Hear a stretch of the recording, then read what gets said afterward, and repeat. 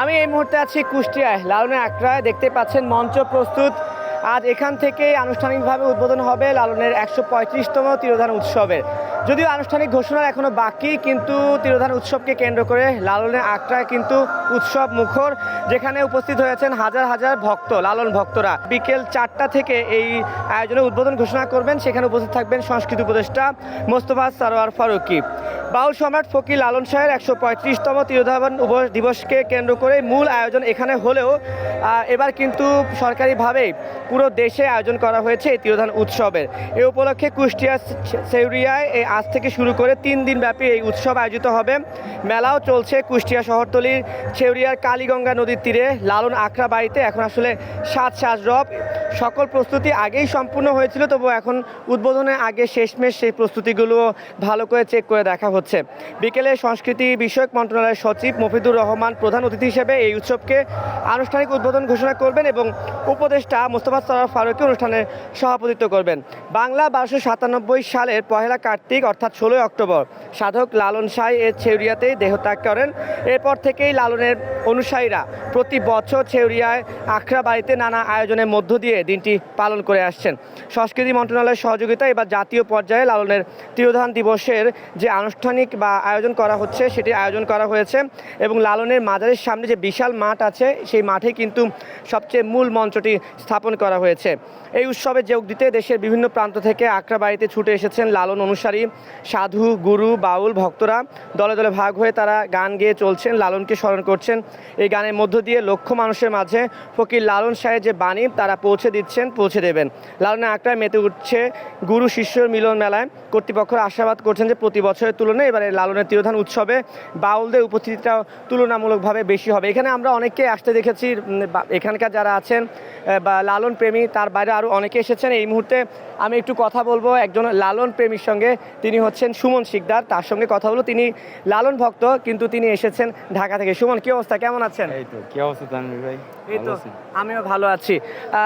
কুষ্টিয়ায় লালনের আখড়ায় এসেছেন, আগে জানতে চাই, আগেও তো আসতেন, এবারও এসেছেন, কেমন লাগছে, কেমন দেখছেন?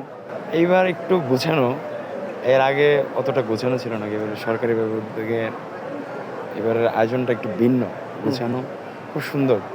প্রশাসনের ভাইরাও দেখলাম অনেক সুন্দরভাবে ব্যবস্থাপনা করতেছে। আচ্ছা সুমন ভাই, আপনার সঙ্গে কথা বলবো আরও। তার আগে একটু, যেহেতু লালনে আখড়া এসেছি, লালনের তিরোধান উৎসব, সেই লালনকে উৎসর্গ করে কোনো একটা গানের যদি একটু আমাদেরকে শোনাতেন। হ্যাঁ, অবশ্যই। আমি অপার হয়ে বসে আছি, ওহে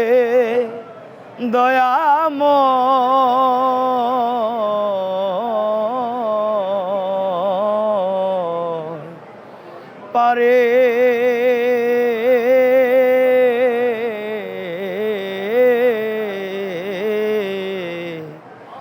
লয়ে যাও আমায়, পারে লয়ে যাও আমায়। অসম্ভব সুন্দর, একটা জনপ্রিয় একটা লালনের সঙ্গীতই শুনছিলাম। আচ্ছা, আমি এসে দেখেছি, আমার প্রথমবার আসা হয়েছে সুমন ভাই এখানে। আমি দেখছি যে অসংখ্য লালন ভক্ত। আমার নিজেরও ব্যক্তিগতভাবে জানার আগ্রহ, আসলে লালনের এত ভক্ত কেন? এটা মূলত হচ্ছে ওনার যে সমতার বাণী, ওনার গানের মধ্যে দিয়ে যে মানব ধর্মের যে সার্বজনীন সমতা প্রকাশ পায়। আমার ক্ষুদ্র জ্ঞানে আমি যতটুকু ধারণা করলাম, বুঝলাম, এই সাধুগুরু বৈষ্ণবদের মুখে যতটুকু শুনলাম, তো ওই ওনার যেই সমতা, ঐক্যের বাণী, পরমের সাথে মানবের যেই সম্পর্ক ভিতর থেকে অনুভব করে, লালন শাহজি তার বাণীতে এমনটাই বলেছেন যে ধরেন একটা মানুষ যখন তার সৃষ্টিকর্তাকে স্মরণ করবে, তখন তার ওই আশপাশে যাইতে হয় না, বাইরে বাহ্যিকতা দেখতে হয় না, তার ভিতরেই তার সাই বাস করে, এরকম একটা তার বাণীতে বলা আছে। তো ওই ধরনের আরও কিছু বিশ্লেষণ উনি বলে গেছেন স্রষ্টা সম্পর্কে, তারপর মানব ধর্ম সম্পর্কে, মানুষের বাহ্যিক জীবন ধারণ নিয়েও তিনি অনেক কিছু লিখে গেছেন, বলে গেছেন। তো ওই বাণীগুলা যখন ছড়াইছে পৃথিবী জোড়া, বাংলা ভাষাভাষী মানুষের কাছে, এখন ভিন্ন ভাষাভাষী মানুষের কাছেও চর্চা হচ্ছে লালনের। তো আমার মনে হয় ওই ধারণা থেকেই, ওই ভাইব থেকেই আসলে আসা এই এখান লালন। থেকে আসা। জি। যে দর্শক, আমরা কিন্তু এখন আছি কুষ্টিয়ার লালনের আখড়ায়। তিরোধান উৎসব শুরু হবে আনুষ্ঠানিকভাবে বিকেল 4টায়, কিন্তু লালনের যত ভক্ত আছেন দেশ থেকে, দেশের বাইরে বিদেশে যারাই আছেন, তারা কিন্তু ইতিমধ্যে ছুটে এসেছেন। তারা লালনকে স্মরণ করছেন, লালনের গান গাইছেন এবং এখানে অনেকের রাতব্যাপী অবস্থান করছেন, যে অবস্থান কিন্তু তারা 19 তারিখ পর্যন্ত করবেন। সো এখনকার এখান থেকে আমার কাছে সর্বশেষ ছিল এই তথ্য।